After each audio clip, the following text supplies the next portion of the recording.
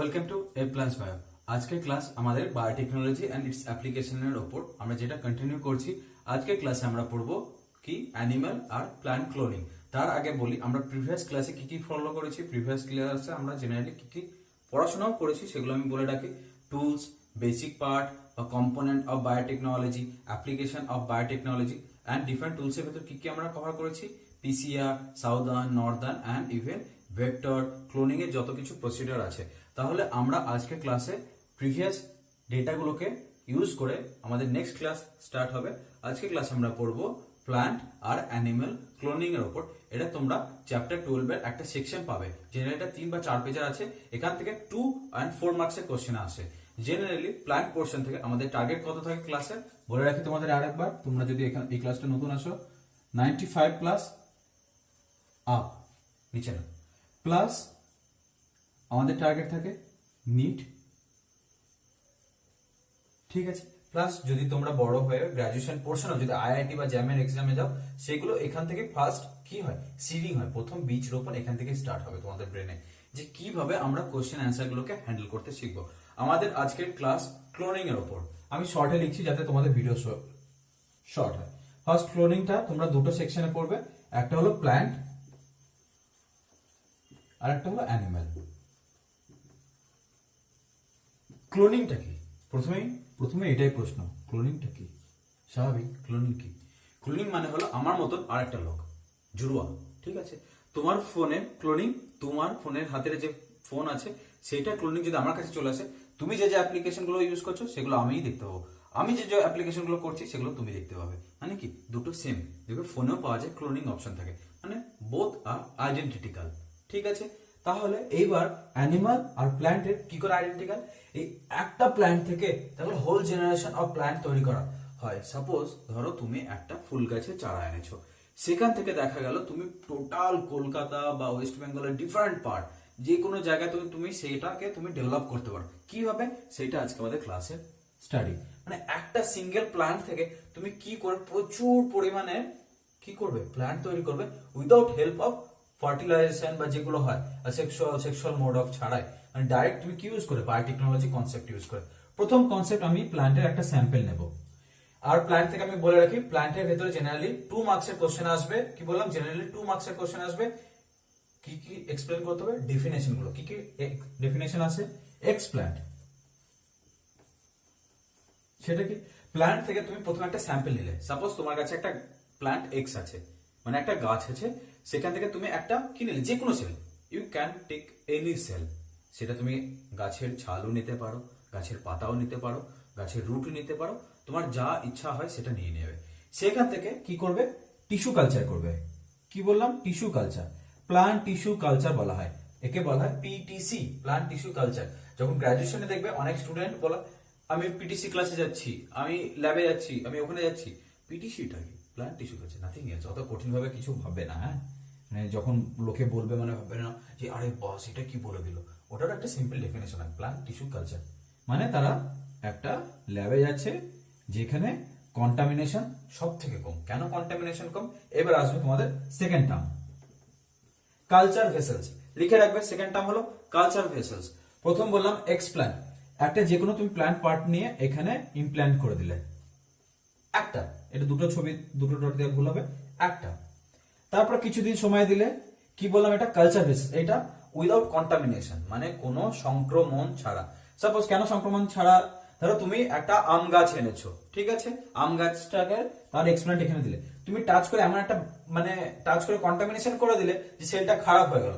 Next আম গাছটা তো হলো, কিন্তু আমগুলো খুব বাজে হলো। সেটা তো আমাদের এম না, ভালো দরকার, তার জন্য এটা পুরো ক্লিন দরকার। সেটাকে কি করে, কালচার ভেসেলস এর কনসেপ্ট ইউজ করা হয়, একদম ক্লিন। তাকে বলা হয় স্টেরিলাইজেশন, ঠিক আছে। স্টেরিলাইজেশন ডিসইনফেকশনের মধ্যে পার্থক্য আছে, তোমরা এখন স্টেরিলাইজেশন টুকু শুধু জানো। নেক্সট আমরা কি করব, এইটাকে গ্রো করতে দেব। গ্রো করবে মানে এটা ধীরে ধীরে বাড়বে, দেখো ধীরে ধীরে বাড়ছে। এই যে কালচার অফ সেলগুলোকে ধীরে ধীরে বাড়ছে, মানে ডিফারেন্সিয়েট করছে ডিফারেন্ট ম্যানারে, কোনো ইউনিফর্ম ম্যানার নেই। এই ডান দিকে হতে পারে, বাঁ দিকে হতে পারে, উপরে হতে পারে, নিচে হতে পারে, তো খুব ফাস্ট গ্রো করছে। কেন গ্রো করে জানো? এই যে মিডিয়াম যেটা নিচে এরকম আমি ক্রস দিচ্ছি, এটা কি থাকে, এনরিচড মিডিয়া। কি থাকে, এনরিচড মানে প্রচুর পরিমাণে খাবার দেওয়া থাকে যাতে সেলগুলো গ্রো করে, সিম্পল বাংলায় বলতে গেলে। এই সেলগুলো যেগুলো কোনো ডিরেকশনে, সেগুলোকে বলা হয় ক্যালাস। আসলো থার্ড টার্ম আমাদের, third term callous. Callous culture, callous tissue generally কি হয়, এর কোনো মানে ক্যালাসনেস বলে না, এই যে এর ভেতর কোনো ক্যালাসনেস আছে পুরো, মানে এটা এরকম না, ওর ভেতর কোনো ওরিয়েন্টেশন ভাবই নেই, ঠিক আছে। এইবার এখান থেকে আসবে আমাদের টোটিপোটেন্সি, মানে এখান থেকে একটা সিঙ্গেল সেল, এখান থেকে একটা সিঙ্গেল সেল পুরো একটা বড় গাছকে কি করতে সাহায্য করবে, তৈরি হতে সাহায্য করবে, ঠিক আছে। এইবার এটার উপরে তুমি ডিফারেন্স তুমি ভালো করে যদি খাতায় ছবি আঁকো, বাস, কিছু কঠিন। এইটা হলো plant tissue culture. Plant tissue কালচারে explant and totipotency term, totipotency, ঠিক আছে। টোটিপোটেন্সি যে টার্মটা আছে সেটা খুব ইম্পর্টেন্ট। কেন বলছি, টোটিপোটেন্সি, পোটেন্সি মানে ক্ষমতা, মানে একটা সেলের এত ক্ষমতা, একটা সেল থেকে, সিঙ্গেল সেল থেকে পুরো গাছ তৈরি হয়ে যাবে। কিন্তু এটা কি অ্যানিমেলে পসিবল বলো? অ্যানিমেল কি একটা সেল থেকে পুরো মানুষ হওয়া সম্ভব? মানে একটা সেল থেকে তার চোখ হয়ে যাবে, তার মাথা হয়ে যাবে, যে কোনো একটা সেল থেকে, মানে সিম্পল আমার মাথার এই একটা হেয়ার স্যাম্পলের সেল থেকে আমার পুরো আমাকে তৈরি হওয়া সম্ভব হবে না, এটা অ্যানিমেল পসিবল না। মানে অ্যানিমেলে টোটিপোটেন্সি টার্মটা ভ্যালিড না, ঠিক আছে। টোটিপোটেন্সি মানে একটা সিঙ্গেল সেল থেকে পুরো একটা বড় হোল অর্গানিজম ডেভেলপ হওয়া। আমরা প্রথমে কি করলাম, প্ল্যান্টের একটা সিম্পল পার্ট নিলাম, সেটা নিলাম এক্সপ্ল্যান্ট, সেটাকে গ্রো করালাম কালচার ভেসেলসে, সেটা গ্রো করে কি হলো, ক্যালাসনেসের একটা টিস্যু তৈরি হলো, সেখান থেকে আমি পুরো প্ল্যান্টটাকে তৈরি করলাম, বাস, প্ল্যান্ট টিস্যু কালচার শেষ। এর ভিতরে তোমাদের 2 মার্কসের কোশ্চেন এসে যাবে। নেক্সট আমরা শুরু করব অ্যানিমাল, ঠিক আছে। আমি এগুলো মুছে দিই। অ্যানিমাল বলার আগে আমি বলে রাখছি, যতক্ষণ মুছছি তোমরা খাতাতে কিছু কিছু বেসিক টার্মস গুলো লিখে রাখবে। যেরকম প্রথমে প্ল্যান্ট থেকে তোমরা ডেফিনেশন লিখে রাখবে, এখান থেকে 2 মার্কস আর 1 নম্বরে কোশ্চেন আসে, বিশেষ করে হাইলাইট দেবে টোটিপোটেন্সি এন্ড এক্সপ্ল্যান্টের ডেফিনেশনের উপরে, ঠিক আছে। নেক্সট আমরা এগোবো অ্যানিমাল মডেলের উপরে। অ্যানিমাল যখনই লিখবে তখনই বেসিক আবার টার্মস কিছু লিখতে হবে, কারণ এগুলো এক্সামে অ্যানিমাল থেকে 4 মার্কসের কোশ্চেন আসে, বা জেনারেলি 3 মার্কস। আমাদের মার্কস ডিস্ট্রিবিউশন অনুযায়ী 1 2 3 5, মানে পরীক্ষার হলে কোন কোন নাম্বারে কোশ্চেন আসে, 1 মার্কসের কোশ্চেন আসে, 2 মার্কসের কোশ্চেন আসে, 3 মার্কস এন্ড 5 মার্কস, ঠিক আছে। এইবার আমাদের নেক্সট টার্গেট হলো অ্যানিমাল প্ল্যানটা কমপ্লিট। এবার আমাদের নেক্সট টার্গেট অ্যানিমালে ঢোকা। অ্যানিমালের কিছু কিছু বেসিক টার্মস গুলো লিখে রাখো, যেগুলো তোমরা আসলে ডেফিনেশনে যখনই লিখবে এই টার্মস গুলো লিখবে। ফার্স্ট লিখে রাখবে অ্যানিমাল ক্লোনিংটা কত ইয়ারে, মানে কোন ইয়ারে অ্যানিমাল ক্লোনিং ফার্স্ট পারফর্ম করা হয়। লিখে রেখো 1996 এ। লিখলে কি করা হলো, কি করেছিল, কি অ্যানিমালকে ক্লোন করেছিল, ডলি। ডলি কি, একটা ভেড়া, ঠিক আছে। First Dolly experiment complete. Next কে করেছিল, প্রথমে কবে করেছিল, কি করেছিল, কে করেছিল, কে করেছিল, ক্যাম্বেল আর উইলমার্ট, ঠিক আছে। ক্যাম্বেল এন্ড উইলমার্ট, ঠিক আছে, এটা সিঙ্গেল টি হবে, ক্যাম্বেল এন্ড উইলমার্ট কমপ্লিট। আমাদের বেসিক 4টি ইনফরমেশন কমপ্লিট। এক্সট্রা এবার অর্নামেন্টাল ইনফরমেশন, কত সাল পর্যন্ত ডলি বেঁচে ছিল, 2003 পর্যন্ত। আর যদি ইনফরমেশন 14 ফেব্রুয়ারি মারা গেছিল, 14 ফেব্রুয়ারিতে তোমার মনেই থাকবে। নেক্সট হলো কেন মারা গেছিল, লাঞ্চ ডিসঅর্ডারের জন্য, ঠিক আছে। এবার কমপ্লিট আমাদের বেসিক ব্যাকগ্রাউন্ড ইনফরমেশন। চলো দেখা যাক, আমরা পড়ে নিলাম ব্যাকগ্রাউন্ড ইনফরমেশন কমপ্লিট। ওকে, তোমরা এবার ব্যাকগ্রাউন্ড ইনফরমেশনটা দেখে নিলে। এইবার আমরা কি দেখবো, এইবার আমরা ডলি এবং ডলিকে যে সায়েন্টিস্ট বানিয়েছিল তার ইমেজটা আমরা ক্যারি আউট করছি, ঠিক আছে, তোমাদের বোঝার জন্য। দেখো স্ক্রিনে। এবার আমাদের এটা জানা দরকার কিভাবে করেছিল, তাহলে আমরা বুঝতে পারবো অ্যানিমাল ক্লোনিং কিভাবে করে।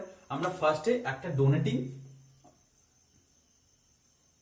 বডিকে বুঝবো, মানে একটা সেল আছে, সেখান থেকে অনলি নিউক্লিয়াস আসে, ক্লিয়ার। আর একটা যে রিসিভ করবে তার কাছেও সেম আছে, তার বডি থেকে শুধু সেলটা আসবে, কোনো নিউক্লিয়াস আসবে না, ঠিক আছে। দেখো এখানে কি কোনো নিউক্লিয়াস আছে, নেই না, মানে একটা বডি থেকে শুধু সেল নিচ্ছি আর একটা বডি থেকে কি নিলাম, শুধু নিউক্লিয়াস নিলাম।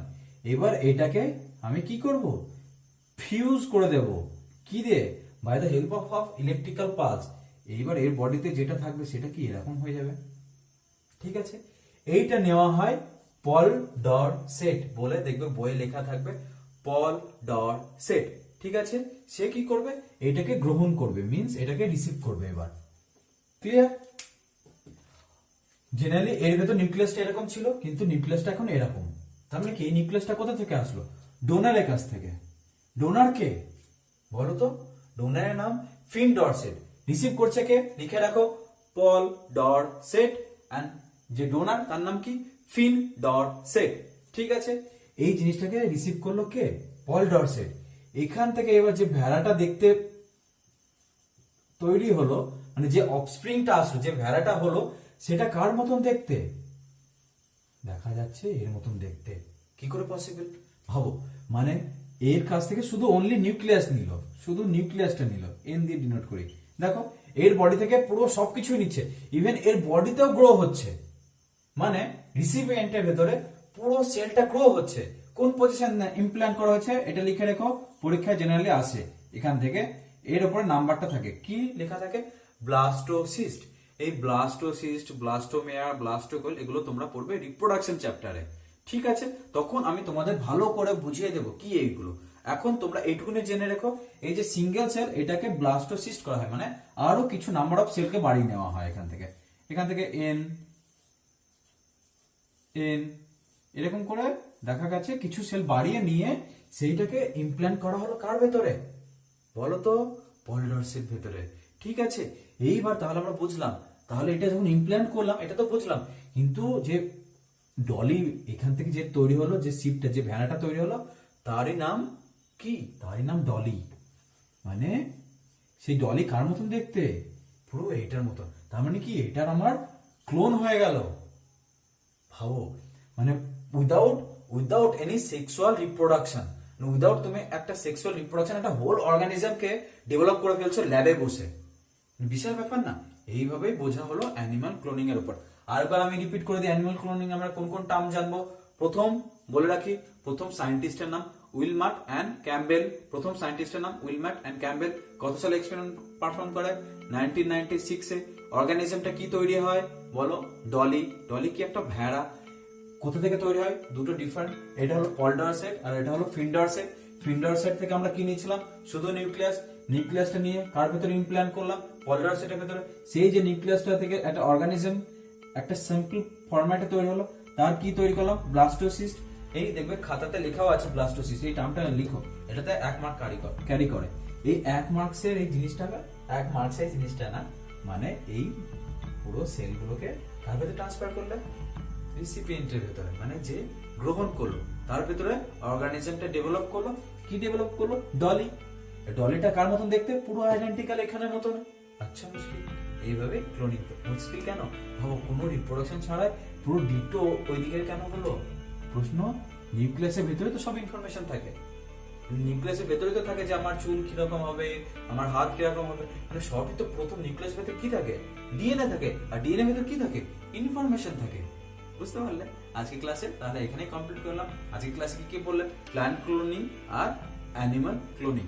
আর একটা জিনিস আজকে ক্লাসে তোমরা ইম্পর্টেন্ট পয়েন্ট নোট করে রাখো, এর অ্যাডভান্টেজ এন্ড ডিসঅ্যাডভান্টেজ অনেক সময় আসে 2 মার্কসের কোশ্চেন। অ্যানিমাল ক্লোনিং আর প্ল্যান্ট ক্লোনিং অ্যাডভান্টেজ তো অনেকগুলো আছে। সাপোজ অর্গানিজমটা অনেক স্ট্রং হয়, অনেক ভালো হয়, অনেক রোগ প্রতিরোধক ক্ষমতা ভালো হয়ে যায়, মানে তাদের থাকে না, তারা স্ট্রং হয়। কেন স্ট্রং হয়? কারণ তুমি তো মডিফাই করে দিচ্ছ, তুমি তো চেঞ্জ করে দিচ্ছ ডিএনএ আরএনএ, তুমি নিজের মতন চেঞ্জ করে দিলে। তাহলে ভাবো প্রোডাকশনও প্রচুর বাড়বে। তাহলে ডিসঅ্যাডভান্টেজটা কি? ডিসঅ্যাডভান্টেজ হলো এই ন্যাচুরাল ফর্মটা হারিয়ে গেল, প্লাস প্রচুর কস্টলি। ল্যাবে ভাবো পারফর্ম করছো, নিউক্লিয়াস বার করছো, তার ভিতর থেকে ডিএনএ বার করছো, মানে এটা হিউজ কস্টলি, ঠিক আছে। এটা স্টেবলও হওয়া অনেকটা টাফ। প্লাস এর ফিউচার স্টাডি, মানে সাপোজ আজকে আমি জিনিসটা করলাম, এর ফিউচার ইম্প্যাক্ট কি হবে সেটা আমরা জানি না। তাহলে অ্যাডভান্টেজ ডিসঅ্যাডভান্টেজ